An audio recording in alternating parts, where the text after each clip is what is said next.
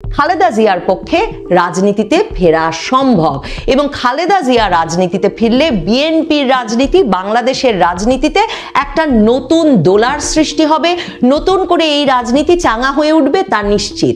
আমার বিশ্লেষণ বলছে খালেদা জিয়ার সম্ভবত রাজনীতিতে ফেরার এখনো কোনো অনুমোদন নেই। বিএনপি চেয়ারপারসন বেগম খালেদা জিয়া দেশে ফিরছেন। বেগম খালেদা জিয়া দেশে ফিরছেন বটে, কিন্তু তার কি রাজনীতিতে ফেরা হবে? তিনি কি রাজনীতিতে ফিরবেন? কিংবা আরও পরিষ্কার করে আমার মনে যে সন্দেহ, সেই প্রশ্নটাই যদি করি, সেনাপ্রধান কিংবা সেনাবাহিনী কি তাকে আসলে রাজনীতিতে ফেরার অনুমোদন দিয়েছে, অনুমোদন দেবে?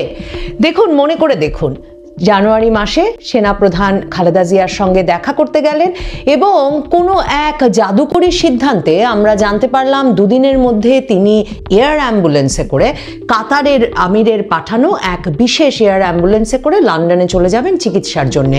দলীয় ফোরামে খালেদা জিয়ার বরাতে, যেই খালেদা জিয়া তখন মুক্ত, খালেদা জিয়ার বরাতে, তারেক রহমানের বরাতে, কারো বরাতে আমরা সেই বিষয়টি জানতে পারলাম না। আমরা জানতে পারলাম সেনাপ্রধান হঠাৎ করে খালেদা জিয়ার সঙ্গে তার বাসভবনে গিয়ে দেখা করবার পরপরই এই খবর জানতে পারলাম যে তাকে বিদেশ চলে যেতে হবে।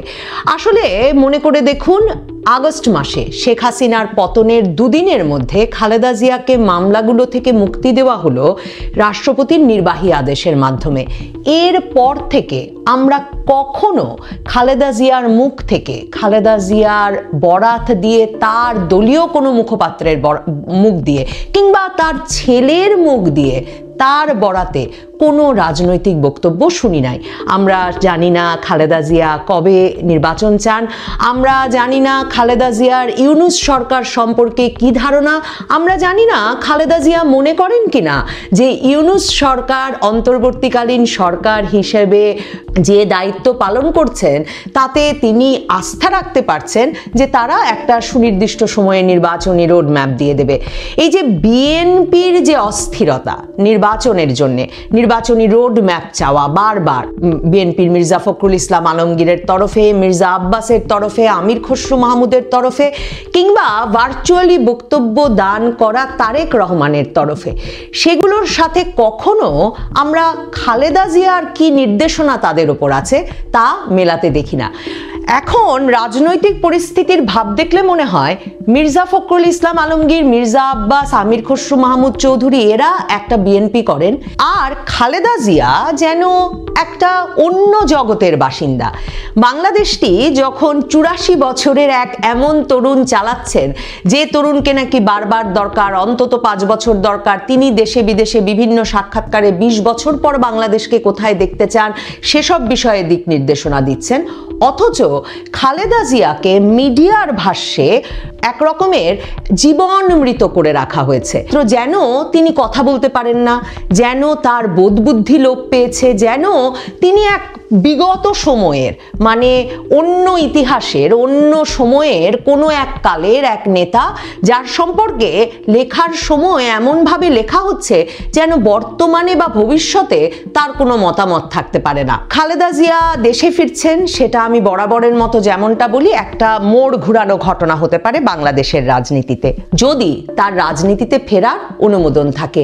কি বিস্ময়কর, আগস্ট মাসের 6 না 7 তারিখে তিনি সকল মামলা থেকে মুক্ত হয়ে গেলেন, কিন্তু জানুয়ারি মাসে দেশ ত্যাগের আগ পর্যন্ত তিনি রাজনৈতিক একটি মন্তব্য করলেন না। কি বিস্ময়কর, আগস্ট থেকে জানুয়ারি পর্যন্ত তার সঙ্গে নিয়মিত মির্জা ফখরুল ইসলাম আলমগীর কিংবা স্থায়ী কমিটির সদস্যদের দেখা সাক্ষাৎ হচ্ছে, এমন কোনো তথ্য আমরা জানতে পারলাম না। এমনকি ঈদের পর তারেক রহমানের বাড়িতে বসে লন্ডন থেকে তিনি যে ভার্চুয়ালি যোগ দিয়ে কুশল বিনিময় করলেন তার দলীয় নেতাকর্মীদের সঙ্গে, সেই সময়ও দলের শীর্ষ নেতৃবৃন্দের সঙ্গে কুশল বিনিময়ের সময়ও ভুলে তিনি একটি রাজনৈতিক বাক্য উচ্চারণ করেননি, কিংবা তিনি কোনো রাজনৈতিক বাক্য উচ্চারণ করেছেন সে কথা ভুলেও তার দল, তার পুত্র কেউ উল্লেখ করেনি, সংবাদ মাধ্যম তো বলবার সুযোগই পায়নি। তার মানে খালেদা জিয়াকে সম্পূর্ণ সম্পূর্ণত রাজনীতি থেকে আলাদা করে ফেলা হয়েছে। 2008 সালের সেপ্টেম্বরে 2007-এ 1/11 সরকার আসবার পরপরই তারেক রহমান গ্রেফতার হওয়ার পর থেকে খালেদা জিয়ার এমনকি নিজে গ্রেফতার থাকা অবস্থায়ও তার মূল লক্ষ্য ছিল বরাবর তার ছেলেদেরকে, যাদেরকে সাবেক সেনাপ্রধানের পুত্র হওয়া সত্ত্বেও সেনা হেফাজতে 1/11 সময়কালে ব্যাপক নির্যাতন করা হয়। তারেক রহমান তাকে ঝুলিয়ে রাখা হতো ঘন্টার পর ঘন্টা, তাকে এমনভাবে প্রহার করা হলো যে তার মেরুদণ্ডের হাড় ভেঙে গেল। এই সকল কিছু অত্যাচারের মধ্যে তার পুত্ররা আছেন সেটা জেনে মা খালেদা জিয়ার পুরো 1/11 সময়টা কেটেছিল তার পুত্রদেরকে মুক্ত করে আনতে এবং তার পুত্রদেরকে মুক্ত করে যে কোনোভাবে বিদেশ পাঠাতে। এবং আমরা যারা 1/11 সময়ের রাজনীতি এবং কি ঘটনা প্রবাহ ঘটছিল তা মনে রেখেছি, আমাদের মনে থাকবে ছোট ছেলে আরাফাত রহমান কোকোকে খালেদা জিয়া যদিও বা তৎকালীন সেনাবাহিনীর সঙ্গে আলোচনার সাপেক্ষে বিদেশ পাঠিয়ে দিতে পারলেন, তারেক রহমানকে মুক্ত করে বিদেশ পাঠাতে তাকে অনেক কাঠখড় পোড়াতে হয়েছে। সাবেক বিএনপি নেতা মওদুদ আহমেদের আত্মজীবনীতে, মওদুদ আহমেদের স্মৃতিকথায় এবং সে সময় মার্কিন কূটনীতিকদের তার বার্তায় পরিষ্কার আছে যে খালেদা জিয়ার সঙ্গে তার সাব জেলে গিয়ে তখন ডিজিএফআই নেতারা যে আলোচনা করতেন, জামায়াতে ইসলামীর নেতৃবৃন্দকে নিয়ে গিয়ে যত আলোচনা হয়েছে সব আলোচনায় খালেদা জিয়া বরাবর বলেছেন তিনি নির্বাচনে যোগ দেবেন, তিনি আরো অনেক কিছু মেনে নেবেন যদি শুধুমাত্র তারেক রহমানকে বিদেশ যাওয়ার সুযোগ দেওয়া হয়। এবং সেই দর কষাকষির এক পর্যায়ে সেনাবাহিনী তা মেনে নেয় এবং তারেক রহমান আর কোনোদিন রাজনীতিতে ফিরবেন না এই শর্তে মুচলেকা দিয়ে 2008 সালের সেপ্টেম্বরে তিনি দেশত্যাগ করেন তার স্ত্রী জুবায়দা রহমান সহ। সেই জুবায়দা রহমান এখন খালেদা জিয়ার সঙ্গে 17 বছর পর দেশে ফিরছেন। জুবায়দা রহমান কি হতে যাচ্ছেন পরবর্তী নেতা? বিএনপির হাল ধরতে যাচ্ছেন তার মানে তারেক রহমানের স্ত্রী? তারেক রহমান যে আপাতত দেশে ফিরবেন না বা তার এখনো দেশে ফেরার অনুমোদন নেই সেটা তো বোধহয় এই 8-9 মাসে আমাদের কাছে পরিষ্কার হয়ে গেছে। মামলাগুলো উঠেছে বটে, কিন্তু অনেক মামলার ক্ষেত্রেই সরকার বলে রেখেছে যে তারা আপিল চালিয়ে যাবে।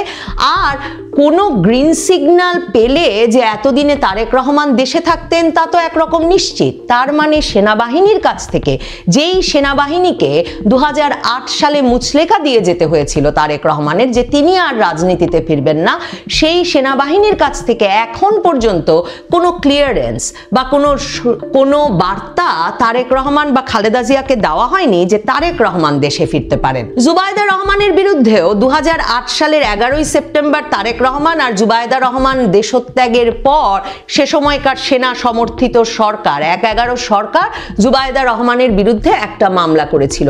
সেই মামলায় জুবায়দা রহমানের সাজা হয়, অর্থদণ্ড হয়। সেই মামলার সাজাও এই 5ই আগস্টের পর স্থগিত করা হয়েছে। জুবায়দা রহমান দেশে ফিরছেন, তিনি আইজিকে চিঠি লিখেছেন যাতে তাকে নিরাপত্তা দেওয়া হয়।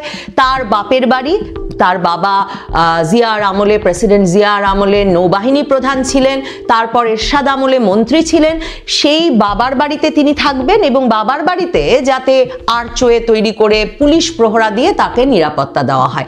তার মানে জুবায়দা রহমান কি ঢাকায় একটা দীর্ঘ সময়ের জন্য আসছেন? জুবায়দা রহমান বিএনপির হাল ধরবেন এই জল্পনা 2018 সালের নির্বাচনে যখন বিএনপি যোগ দেওয়ার সিদ্ধান্ত নিতে যাচ্ছে বলে মনে হচ্ছিল বা পরবর্তীতে নিল, তার আগে থেকেই এই জল্পনাটা বেশ জোরদার ছিল বিএনপির ভেতরে।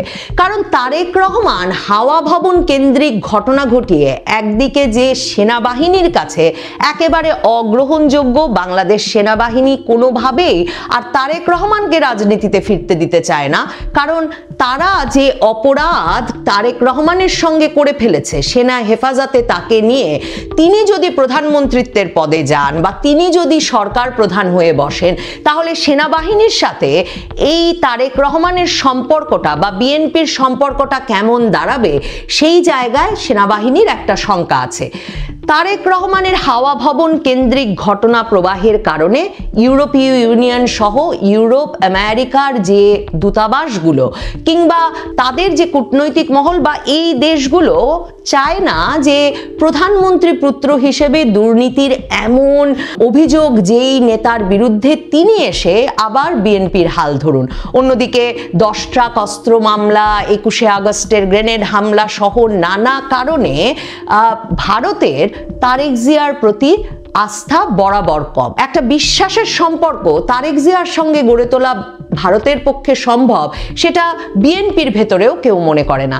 এই অবস্থায় আসলে তারেক জিয়ার পক্ষে দেশে ফেরা অসম্ভব, রাজনীতিতে ফেরার পথ প্রায় রুদ্ধ, বিশেষভাবে রুদ্ধ। আবারও মনে করিয়ে দেই, বাংলাদেশ সেনাবাহিনী তাকে অনুমোদন দেয় না, দিচ্ছে না বলে। কিন্তু উপমহাদেশে পরিবারের কোনো সদস্য ছাড়া কোনো রাজনৈতিক দল চাঙা হয়ে উঠেছে তার কোনো নজির নেই। সে কারণে বরাবর মনে করা হচ্ছিল যে বিএনপির হাল ধরতে জিয়া পরিবারের কাউকে শক্ত হাতে এগিয়ে আসতে হবে। খালেদা জিয়াকে বৃদ্ধ জীবনমৃত প্রমাণ করে বা এমন একটা বয়ান দাঁড় করিয়ে তাকে আসলে একরকমের মাইনাস করে দেওয়া হয়েছে। দেখুন, লন্ডনে গিয়েও খালেদা জিয়ার আমরা কিন্তু এমন কোনো দুরারোগ্য ব্যাধির কথা শুনিনি। তিনি লিভার সিরোসিসের মতো জটিল দীর্ঘমেয়াদী রোগে আক্রান্ত, তার ডায়াবেটিস আছে, এগুলো সবই সত্যি। কিন্তু তার বোধ বুদ্ধি লোপ পেয়েছে, তিনি রাজনৈতিক পরামর্শ দিতেও অক্ষম বা তিনি কথাই বলতে পারছেন না, এমন কোনো অবস্থার কথা কিন্তু আমরা শুনিনি। কাজেই অনুমোদন থাকলে খালেদা জিয়ার পক্ষে রাজনীতিতে ফেরা সম্ভব এবং খালেদা জিয়া রাজনীতিতে ফিরলে বিএনপির রাজনীতি, বাংলাদেশের রাজনীতিতে একটা নতুন দোলার সৃষ্টি হবে, নতুন করে এই রাজনীতি চাঙা হয়ে উঠবে তা নিশ্চিত। আমার বিশ্লেষণ বলছে খালেদা জিয়ার সম্ভবত রাজনীতিতে ফেরার এখনো কোনো অনুমোদন নেই। কারণ আমি বরাবর যেটা বলি, সেনাপ্রধান ওয়াকারুজ্জামান 2007-এ 1-11 সরকার যা করতে পারেননি এবার তা করেছেন, তিনি -2 ফর্মুলার বাস্তবায়ন ঘটিয়েছেন। তার মানে কি জুবাইদা রহমানই হতে যাচ্ছেন বিএনপির পরবর্তী নেতা? আসলে জিয়া পরিবারের কেউ হাল না ধরলে এই মির্জা ফখরুল ইসলাম আলমগীরের বিএনপি কিংবা মির্জা আব্বাস অথবা আমির খসরু মাহমুদ চৌধুরীর বিএনপি দিয়ে আসলে পুরো দলকে সারা দেশে ঐক্যবদ্ধ করা যেমন অসম্ভব, তেমনি 17 বছর ধরে তারা যেমন ঈদের পর আন্দোলন করবেন বলে আন্দোলন কখনোই দানা বাঁধিয়ে উঠতে পারেননি, এই ইউনূস সরকারের আমলেও এই নেতৃবৃন্দকে দিয়ে আসলে শেষ পর্যন্ত নির্বাচনের দাবি আদায় করে উঠতে পারবে এই দল বিএনপি।